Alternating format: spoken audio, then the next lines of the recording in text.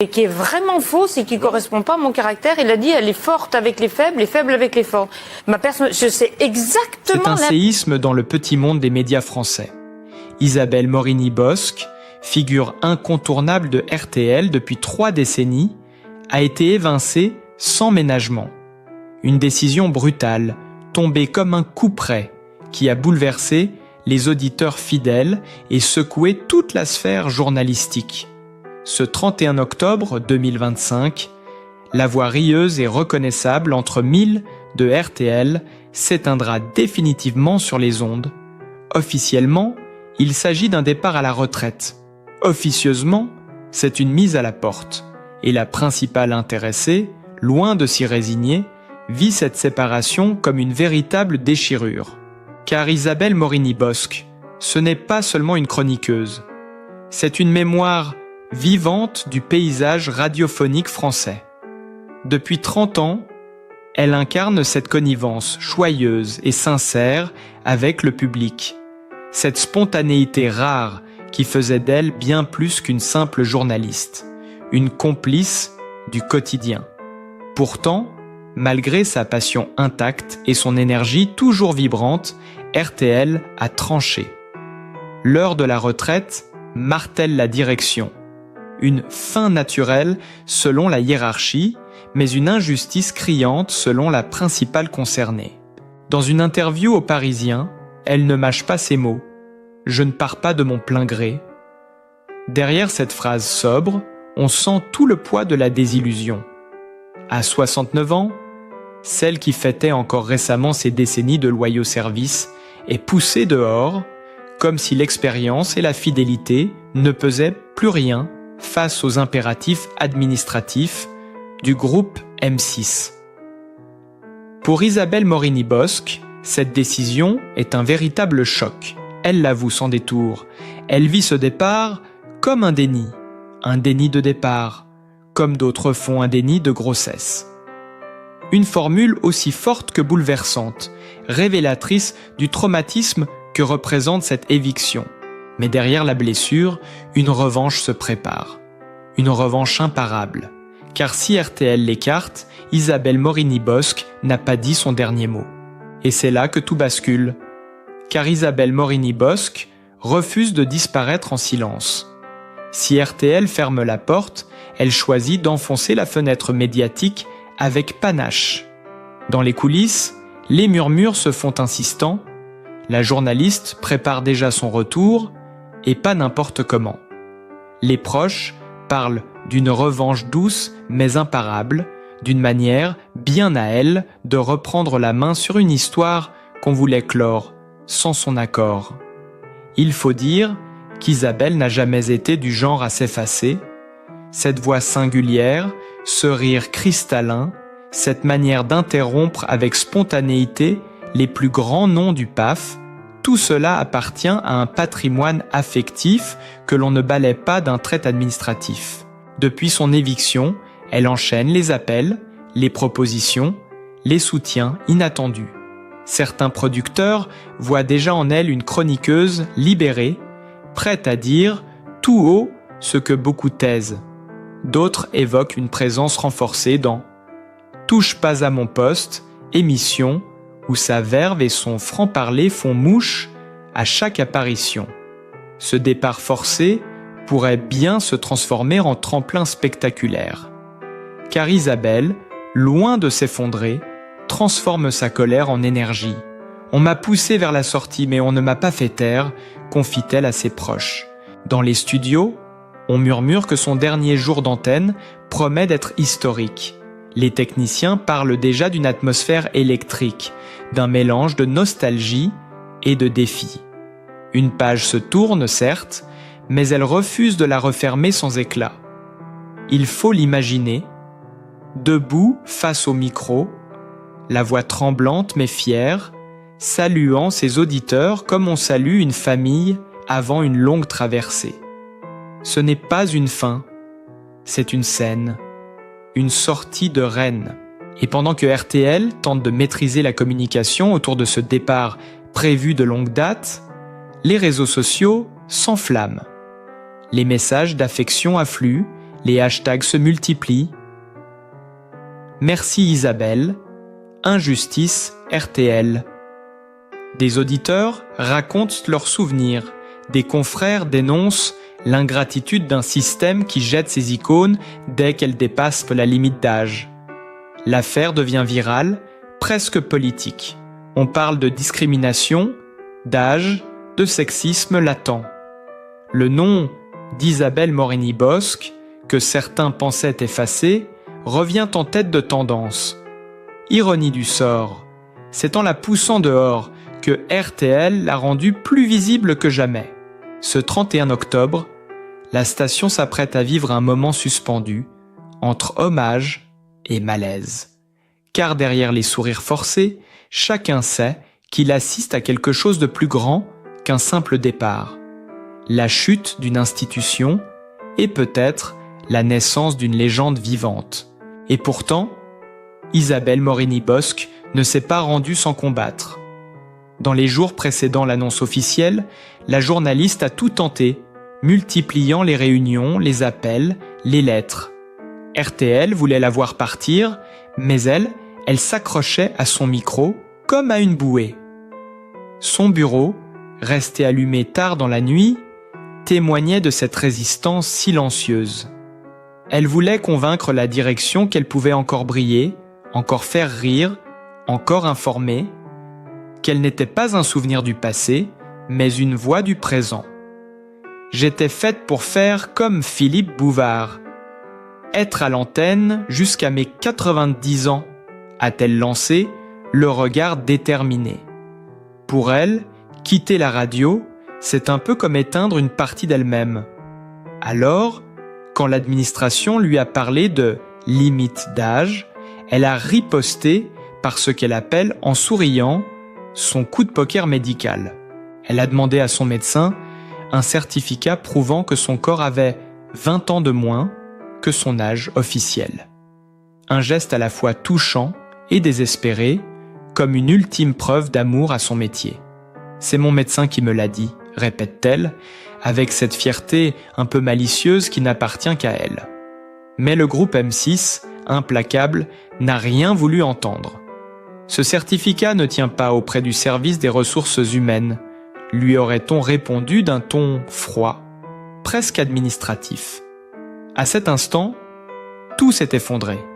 Les mots bureaucratiques ont remplacé les rires radiophoniques et dans le couloir, elle aurait murmuré « Ils oublient que je suis née avec un micro dans les mains ».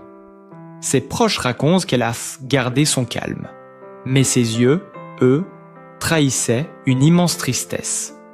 Pourtant, même au bord de la rupture, elle continuait de plaisanter, de distribuer des sourires à ses collègues, comme si rien ne pouvait l'abattre. Dans son cœur, la radio reste une flamme indomptable, et quand on la connaît, on devine qu'elle n'a pas dit son dernier mot. Contre toute attente, la chute d'Isabelle Morini-Bosc n'aura pas duré longtemps.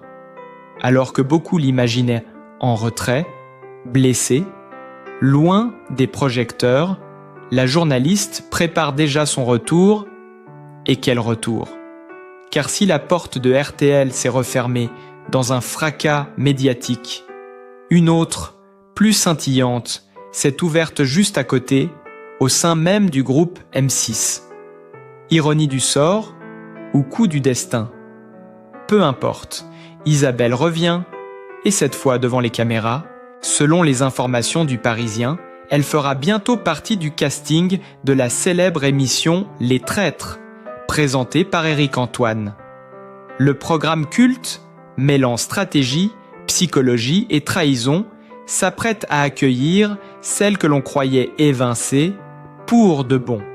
Une transition presque théâtrale.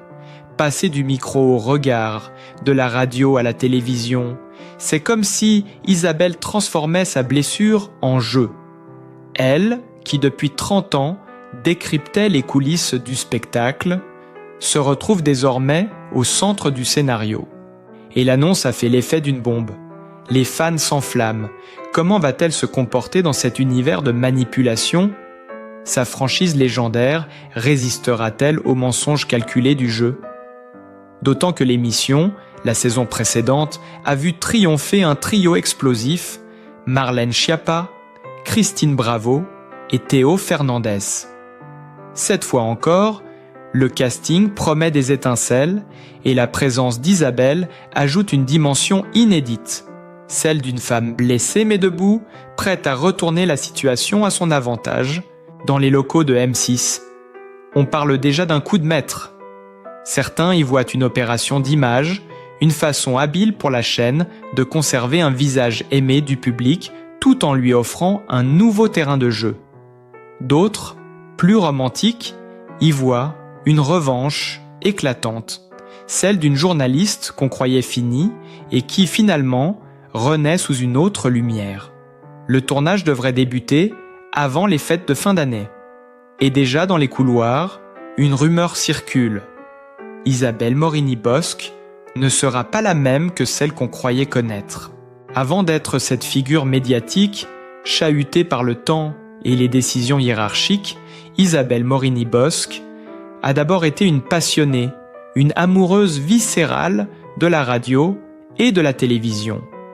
Son histoire avec RTL ne s'est pas construite en un jour, mais au fil de milliers d'émissions, de débats enflammés, de fous rires partagés et de moments de grâce qui ont marqué des générations d'auditeurs.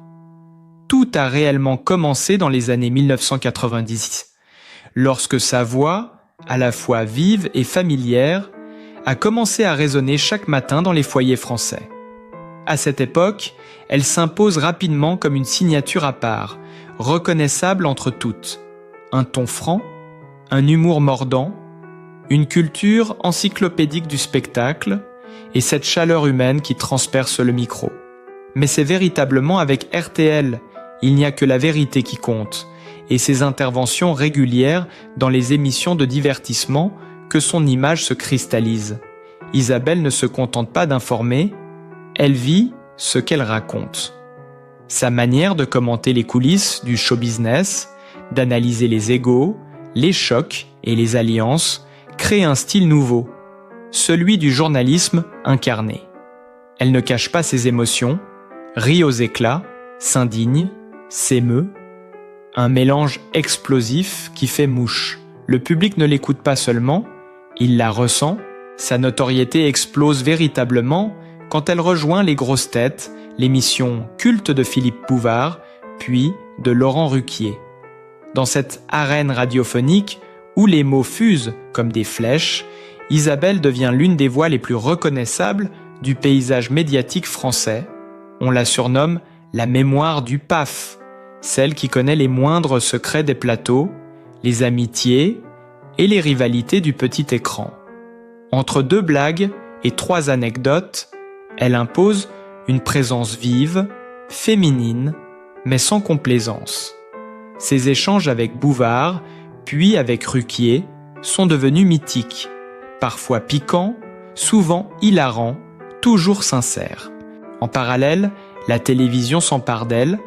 Isabelle multiplie les apparitions sur Touche, Pas à mon poste, C8, où son franc-parler tranche avec les discours formatés. On y découvre une autre facette d'elle, la passionnée, indomptable, capable de défendre un artiste, une émission, ou de s'opposer fermement à la critique sans jamais perdre le sourire. C'est cette authenticité-là qui fait d'elle une figure unique. Elle n'a pas besoin de séduire. Elle existe, pleinement, intensément. Et puis, il y a eu ce livre publié à la fin des années 2000, où elle raconte les coulisses de la télévision française, ses illusions et ses vérités. Un ouvrage à son image, lucide, drôle, un peu caustique. Ce texte devient une référence dans le milieu, tant pour sa franchise que pour sa tendresse envers ce monde qu'elle aime malgré tout. Les journalistes y puisent des confidences, les auditeurs y retrouvent sa voix, et le public comprend enfin d'où vient cette passion sans fin pour les médias. Au fil des ans, Isabelle Morini-Bosc est devenue plus qu'une chroniqueuse. Elle est devenue une institution. Une femme que l'on cite, que l'on imite, que l'on écoute. une personnalité capable de traverser les époques sans jamais perdre sa spontanéité. Même lorsqu'elle se trompe, elle le fait avec panache. Son rire, ce rire inimitable, est devenu un repère sonore dans l'univers de la radio française, presque un patrimoine culturel. Alors quand on annonce son départ forcé, la France médiatique retient son souffle, parce que derrière cette éviction, c'est une page entière de la mémoire radiophonique qui semble se tourner. Mais pour ceux qui connaissent d'Isabelle, il ne s'agit pas d'une fin, car la femme qui a su, pendant 30 ans, faire vibrer les ondes et les cœurs, ne sait tout simplement pas s'arrêter de raconter. Bien avant les micros, les plateaux télé et les projecteurs, il y a eu une enfance rude, pleine de silence et de volonté. Isabelle Morini-Bosc n'est pas née dans le confort des grandes familles parisiennes. Elle a grandi dans le sud, à Alès, dans un environnement modeste où chaque jour avait le goût du combat. Son accent du Midi, qu'elle n'a jamais cherché à gommer, vient de là, d'une terre chaude, rude et vraie, où les mots sont aussi tranchants que le soleil. Très tôt, elle apprend que rien ne s'obtient sans effort. Ses parents, issus d'un milieu simple, lui transmettent une éducation rigoureuse, presque austère, mais fondée sur une valeur essentielle, le travail comme ascenseur social. Petite, Isabelle était déjà fascinée par les voix, pas encore celles de la radio, mais celles du marché, des voisins, de la rue. Elle observait, écoutait, enregistrait tout. Il y avait dans son regard une curiosité constante, une soif d'histoire à raconter. Mais derrière cette curiosité se cachait aussi une enfance marquée par la timidité et la différence. À l'école, son franc-parler et son tempérament passionné détonnent. On se moque parfois de son accent, de sa vivacité, de son rire trop sonore. Pourtant, elle ne plie pas. Elle répond, argumente, défend son point de vue. Déjà, la future journaliste se dessine, une femme qui ne se taira jamais, même face à la majorité. Les années passent, et la jeune Isabelle s'enferme souvent dans les livres. Elle lit tout ce qu'elle trouve, les journaux locaux, les classiques de la littérature, les biographies d'artistes. Son refuge, c'est la culture. Dans ces pages, elle découvre un autre monde, plus vaste, plus libre. À 12 ans, elle confie à sa mère « Un jour, je parlerai à la radio ». Une phrase que personne ne prend vraiment au sérieux. Pourtant, au fond d'elle, elle sait déjà que son destin se jouera là. Dans la voix, dans la parole, son adolescence est une période de contraste. D'un côté, la rigueur familiale, les études exigeantes, les restrictions économiques. De l'autre, un désir brûlant d'expression, une envie de sortir du cadre. Elle travaille dur, multiplie les petits boulots, écrit pour des journaux scolaires, s'essaye à la critique culturelle avant même d'avoir 18 ans. Cette énergie, presque fébrile, intrigue ses professeurs. Elle a le feu dans les yeux, dira un d'entre eux.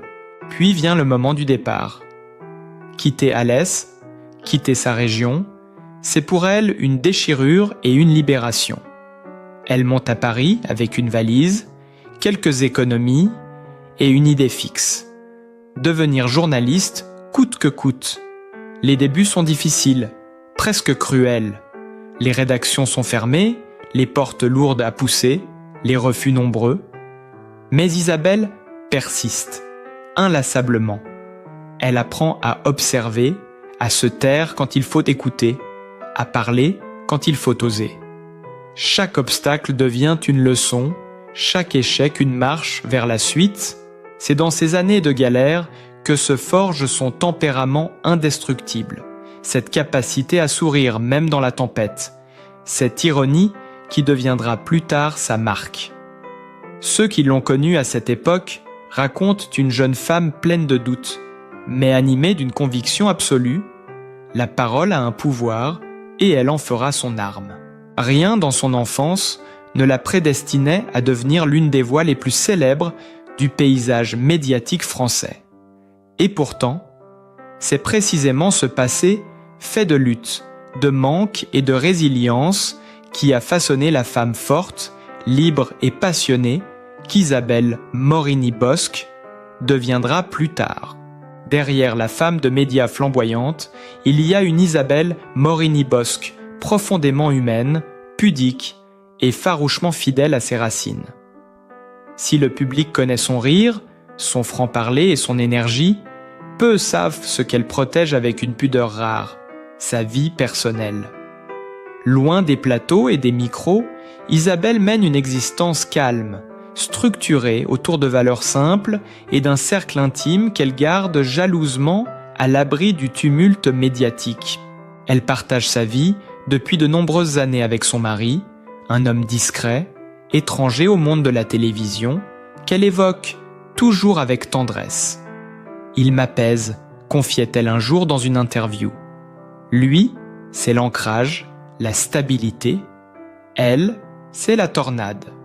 Ensemble, ils forment un duo équilibré, une complémentarité rare dans un univers où l'ego prend souvent le dessus. Le couple vit entre Paris et le Sud, oscillant entre la frénésie des studios et la douceur de leur maison de famille, nichée dans un coin tranquille de Provence. Là, Isabelle retrouve le goût des choses simples. La cuisine, les livres, la lumière du soir sur les oliviers.